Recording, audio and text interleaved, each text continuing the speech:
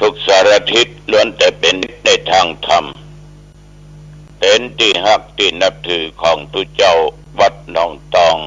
ตนนี้มาพบมาปะกันอีกเช่นเคยในเวลานี้ในรายการปกิณกะแห่งธรรมะสพเพเหระก็มีเป็นประจำทุกวันนะตั้งแต่เวลาประเดี๋ยวนี้เป็นต้นไป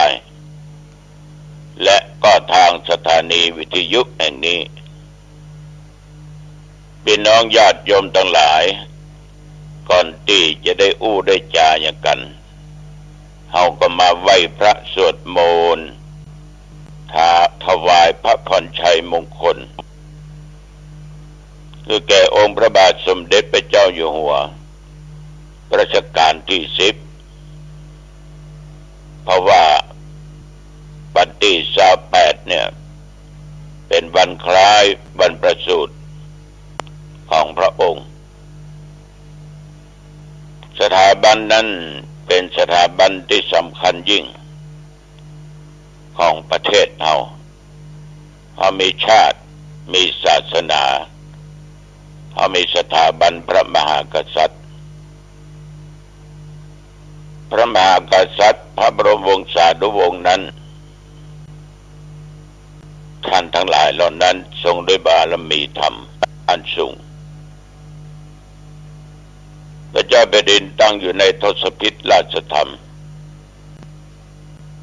พระองค์ทรงมีพระมหากรุณาธิคุณต่อปวงประชาแม้เกิดภัยวิบัติต่างๆก็ทรงพระเมตตาพระกรุณาพระราชทานสิ่งของสิ่งนั้นสิ่งนี้ช่วยเหลือประสบนิกรของพระองค์ทุกหมู่เหล่าโดยบ่เลือกบ่แบ่งชั้นบ่แบ่งวรรณะฉะนั้นญาติโยมฐานะเอาคนไทยจะต้องมีความกตัญญูรู้จักคุณต่อพระองค์ท่านกตเวทิตาทดแทนพระคุณท่านโดยเป็นพลเมืองที่ดีของชาติเอาละต่อไปไหว้พระนะว่าพร้อมๆกันอะระหังสัมมาสัมพุทโธภควาพุทธังภวันตังอภิวาเทมิกราบพระพุทธสวากขาโตภควตาธัมโมธัมมังนัมมัสสามิกราบพระธรรมสุปฏิปันโนภควโตสาวกสังโฆสังฆังนัมมามิกราบพระสงฆ์นะโมตัสสะภะคะวะโตอะระหะโตสัมมาสัมพุทธัสสะนะโมตัสสะภะคะวะโตอะระหะโตสัมมาสัมพุทธัสสะนะโมตัสสะภะคะวะโตอะระหะโตสัมมาสัมพุทธัสสะพุทธังสารนังคัจฉามิธัมมังสารนังคัจฉามิสังฆังสารนังคัจฉามิทุติยัมปิพุทธังสารนังคัจฉามิทุติยัมปิธัมมังสารนังคัจฉามิทุติยัมปิสังฆังสารนังคัจฉามิตติยัมปิพุทธังสารนังคัจฉามิตติยัมปิธัมมังสารนังคัจฉามิตติยัมปิสังฆังสารนังคัจฉา มิมหาวชิลาลังการะโนไทยานังปิยะขัตติโยมหาเตชะนุภาโวจาภาโอสัทธาวิจักขโนทัลละอังกตัญญุตาทานเยพุทธาทิติภาคาระโวทะยามานะสะสัมปันโนสัทธากาละนะโกวิโทสังฆานุปทานเนนะธัมมิการักขากุติยาสัพเพสังสามนานัมปิสัพเพสังรัตถบาสินังสัพพกิจจานิกาเรติสารติกานิสัพพโสภูปาลัตตากาลังเกหิอเนเก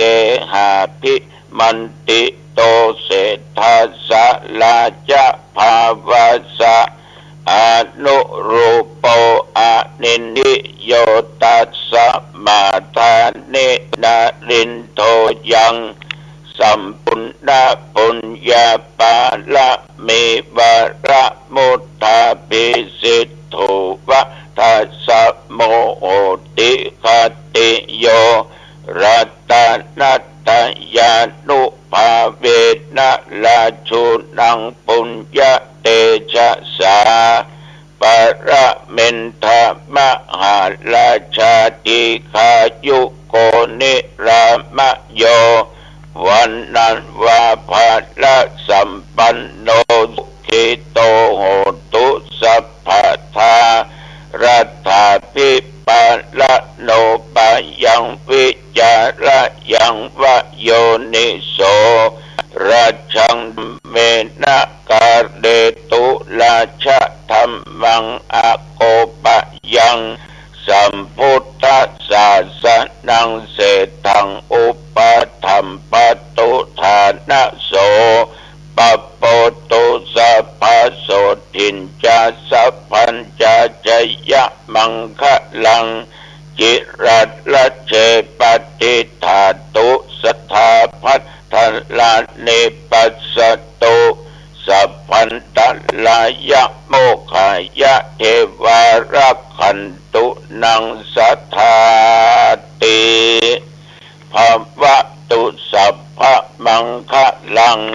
รักขันตุสัพพะเทวตาสัพพะพุทธานุภาเวนะสัทธาโสทิภวันตุเตภวตุสัพพะมังคะลังรักขันตุสัพพะเทวตาสัพพะธัมมานุภาเวนะสัทธาโสทิภวันตุเตภวตุสัพพะมังคะลังรักขันตุสัพพะเทวตาสัพพะสังฆานุภาเวนะสัทธาโสทิภวันตุเตขอให้พระองค์จงมีพระสุขภาพพลามัยอันแข็งแรงทรงมีพระเกษมสำราญทรงมีพระชนมายุยิ่งยืนนานได้120 พระพรรษายิ่งขึ้นไปขอถวายพระพรพ่อแม่พี่น้องญาติโยมท่านผู้ฟังทั้งหลายกรมอุตุเปิ้นได้ทักเตือนสติเอาตลอดเวลาว่าระยะนี้ระมัดระวัง เกี่ยวกับเรื่องฟ้าเรื่องฝนเรื่องลมนะอาจจะเกิดน้ำหลากน้ำนองได้เป็นบางที่บางแห่งเพิ่นเตือนไว้ดีเอาจะบ่ได้ตั้งตัวตั้งตนอยู่ในความประมาทท่านทั้งหลายนับตั้งแต่เมื่อตะวันวามาจนถึงปัจจุบันเทว ริเวณหนองตองและใกล้เคียงก็มีฝนตกอยู่พ้องมีฝนตกแต่อากาศก็ร้อนเช่นเคยลมก็บ่มีแรงลมแรงอุณหภูมิก็25 องศาเหมือนกับตะวาวันศุกร์ที่ผ่านมาท่านทั้งหลายก็ต้องขออนุโมทนาบูชาน้ำจิตน้ำใจเด้อของญาติโยมท่านผู้ใจบุญใจกุศลทุกท่านที่ได้ไปช่วยกันตั้งกองทุนในการจัดซื้อหาเครื่องมือการแพทย์เครื่องหายใจไว้ห้อง ICU ของโรงยาหางดงก็เพื่อช่วยชีวิตเพื่อนมนุษย์ที่ร่วมโลกเดียวกันเวลาเจ็บไข้ได้เป็นนักเป็นนาก็ไม่ต้องนำไปส่งที่ไหนละเพราะมีที่โรงยาแต่ประเดี๋ยวมันมีอาการหนักก็ต้องโทรติดต่อหั่นติดต่อนี่บึ้นก็เตียงว่าว่างเครื่องว่าว่างบางครั้งก็จำเป็นต้องออกไปโรงพยาบาลเอกชนความสิ้นเปลืองก็นักบางครั้งบางคราวบัตันไปสักคำหมดลมหายใจตายไปอันเนี้ยเนี่ยอยากจะให้ญาติโยมช่วยกันสร้างบุญสร้างกุศลสร้างบารมีทำทานบารมีช่วยชีวิตคนเตื้อมันน่าจะตายมันมาตายแทนจะอยู่กับผัวกับเมียกับลูกกับเต้ากับหลานกับเหลนกับพี่น้องเพื่อนพ้องชาวบ้านช่วยกันยักงานช่วยกันทำบุญสุนทานอุปถากอุปถัมภ์บำรุงพุทธศาสนาได้จากกันสมจากกันไปแต่ว่านี่ก็มีโยมเปิ้นก็มาร่วมกินร่วมทานที่วัดที่ว่าเป็นต้นว่าป่อพัดแม่ใจคุณนาแม่กุ้งหลวงลูกเต้า1,000 บุญนางสาวสกาวรัตน์กันน้อยแม่กุ้งหลวง200 บุญนางสุมาลีจันทรลูกเต้าอันนี้อยู่บ้านตองกายห่างดง2,000 บุญคุณปวเรศอ่อนทองนี่อยู่อำเภอดอยสะเก็ดปุ่น900 บุญแม่ศรีลาละหงบ้านหนองไคร้หลวงอำเภอสันทราย500 บุญนี่มาตะวาปะตุเจ้าบดีโยมสายบัวโยมนันทิชางามเมืองตึงอำเภอเมืองจังหวัดลำพูน500 บุญอาจารย์บัวบานกิงขสันเป็นอยู่บ้านสันขยอมตำบลปัสสักอำเภอเมืองจังหวัดลำพูน500 บุญแม่หลวงรำพันธ์กิงขสันบ้านสันขยอมอำเภอเมืองลำพูน500 บุญคุณแม่นี่จังมาทำบุญคล้ายวันเกิดธรรมภาพมาหลายครั้งหลายคราวละตุเจ้าก็ต้องขอบคุณแห่งพระพุทธพระธรรมพระสงฆ์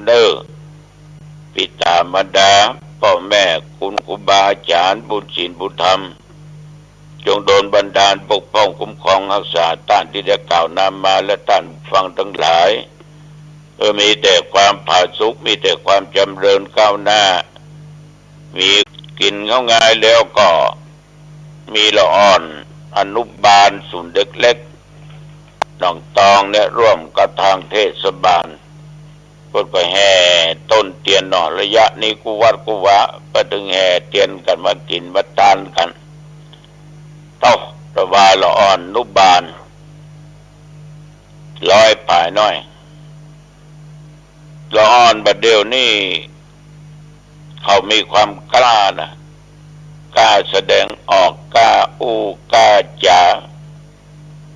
เอาฟังปันไว้พระเนี่ยต้องเสียงดังอะระหังสัมมา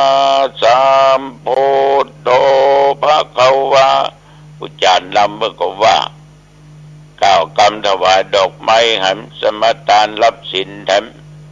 โอ้ว่าเสียงดังฟังชัดตัวตอนอนุบาล1 2 3เนี่ย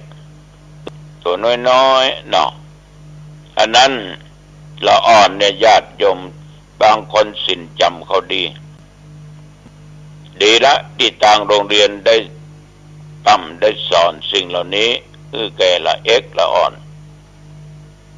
คนใหญ่บางคนการนะ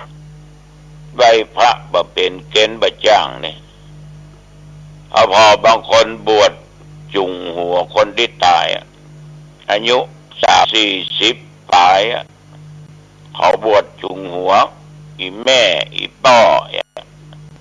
ไหว้พระย่ำจ้างนะอรหังสัมมาเนี่ยถึงว่าบ่ได้สวากโตสุปฏิปันโนถูกแนะนำว่าเป็นกรรมกัน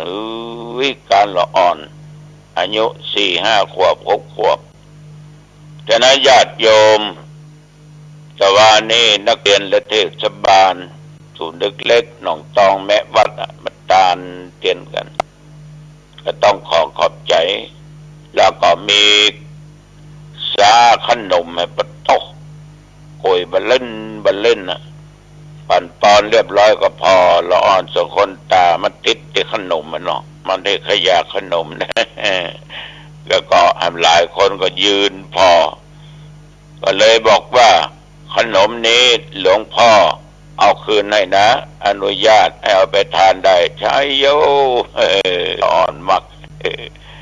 หกโกยเล่มมอบเขาเหี่ยหมดนะอัดโยมเนี่ยเด็กวันนี้คือผู้ใหญ่วันข้างหน้าเนาะถ้าอย่างหมู่เฮานี่ก็ผีประชาในวันข้างในทุกคนต้องหนีไปรอดจอดเหมือนกันจุปู้ทุกคนนอกจากนั้นเมื่อตะวันวานี้ฉันเพลเรียบร้อยก็ไปประชุมกันที่วัดขันแก้วตำบลหานแก้วอำเภอหางดงจังหวัดเชียงใหม่เตรียมงานที่จะมาตรวจโครงการหมู่บ้านรักษาศีล5กันปีนี้หางดงวัดขันแก้วเป็นตัวแทนคณะสงฆ์จังหวัดเชียงใหม่ส่งเข้าประกวดเนี่ยบนประกวดนางงามชายงามเขาวางแผนกันมีถึงหน่วยงานราชการอำเภอกาอนามัยกากำนันผู้ใหญ่บ้านนายกคณะผู้บริหารสมาชิกเจ้าหน้าที่พระสงฆ์เจ้าหน้าตำบลเลขารองอำเภอและตมาภาพเป็นประธานก็ได้ชี้แนะชี้นำว่าการงานอันใดที่เขาจะทำนั่นนะก็คือเขาลูกเล่นโดยแล้วก็ฉายให้เพิ่นพอโดยแล้วก็อู้ถึงเรื่องจัดงานสินค้าโอท็อปโดยเอาผลงานอบต.มาแสดงโดยการฟ้อนการรำต้นรับขับสู้คณะกรรมการที่จะมาจากคนกลางและคนเหนือนะใน16-17 จังหวัดเนี่ยเป็นจะมาดูงานกันมาตรวจดูหมู่บ้านรักษาศีล5แล้วก็มีประโยคหนึ่งโยมประถามว่าหลวงพ่อถ้าชนะเลิศได้รางวัลเท่าใดตัวเจ้าก็ตอบว่าไม่รู้ ไม่รู้งานอันเนี้ยเปิ้นประชุมกันที่ส่วนกลางมีปลัดมหาดไทยเนาะแล้วมีเจ้าพระคุณสมเด็จมีพระมหาเถระหลายตนทางหน่วยงานเนี่ยเป็นงบประมาณ3 ล้านบาท3 ล้านบาท76-77 จังหวัดนะถึงก่าพิธีกรถึงก่ารางวัลฉะนั้นญาติโยมมีอย่างการทำงานเนี่ยอย่าได้ไว้หวังผลตอบแทนเป็นรางวัลเนี่ยอย่างนี้นะเขาคิดว่าเป็นสิ่งที่เขาทำในสิ่งที่ดีเป็นบุญเป็นกุศล ทำให้วัดทำให้บ้านเฮาอำเภอเฮาเพิ่นได้หูจักชื่อว่าวัดขันแก้วตำบลหันแก้วอำเภอหางดงเนี่ย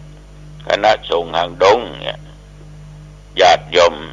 ทำงานไม่ต้องไปหันแต่ความเหน็ดเหนื่อยไม่ล้าแต่หันแต่อามิตรรางวัลต่างๆถ้าคิดเอารางวัลเป็นตัวเป้าหมายการทำงานนั้นน่ะญาติโยมมันก็ทำแต่เกิดว่าไปหวังมันบ่ได้จะเกิดความเสียอกเสียใจขึ้นฉะนั้นเอาต้องชำระจิตใจของเราใส่สะอาดเป็นเทวดาเนี่ยเป็นเทวดาต้องไปกึศอย่างนักยักการยักงานทานรักษาศีลเจริญเมตตาภาวนาก็ดีก็ถ้าหากเขาเป็นเทวดานะมันญาติโยมบางคนได้เงินทานแล้วก็ภาวนาสาธุขอได้เกิดบนสวรรค์เป็นเทวุตเทมดาสกัมเตอร์นะคนเราก็จะมีความปรารถนาอย่างเงี้ยมันก็มันต้องยากถ้าเขาเป็นเทวดาก็มีธรรมะอยู่2 ข้อธรรมะที่จะว่านั้นก็คือธรรมที่เป็นโลกบาลธรรมที่คุ้มครองสัตว์โลกอยู่นั่นก็คืออิริอิริก็สามารถที่จะทำมาเป็นเทวดาได้อิริกับโอตตัปปะอิริแปลว่าความละอายก่อนที่จะทำก่อนที่จะคิดดูแล้วว่าสิ่งที่จะทำสิ่งที่จะสิ่งที่จะคิดนั่นน่ะมันเป็นบาปเป็นกรรมมันเป็นสิ่งที่บ่ดีเมื่อทำไปแล้วก็จะนำความเดือดร้อนเกิดขึ้นแก่ตัวตนแก่สังคมแก่คนรอบข้างมันจะเป็นตราบาปเลยอายบ่ทำบ่ทำละแก่ใจบ่ทำความชั่วละอายแก่ใจจะกินเหล้าก็อายจะเสพยาก็อายจะลักจะจกเปิ้นก็อายจะจุเปิ้นก็อายจะนอกใจผัวใจเมียอายเนี่ยจะฆ่าสัตว์ตัดชีวิตอายมีความละอายต่อบาปต่อการกระทำคนเราถ้ามันอายอย่างในทางที่ถูกเนี่ยมันจะมาทำความชั่วเพราะว่าทางกายทางวาจาและทางด้านจิตใจ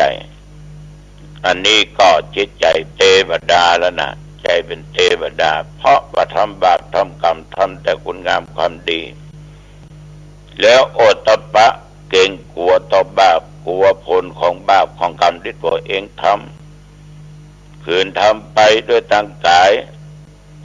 เกิดมาญาติแข่งกุ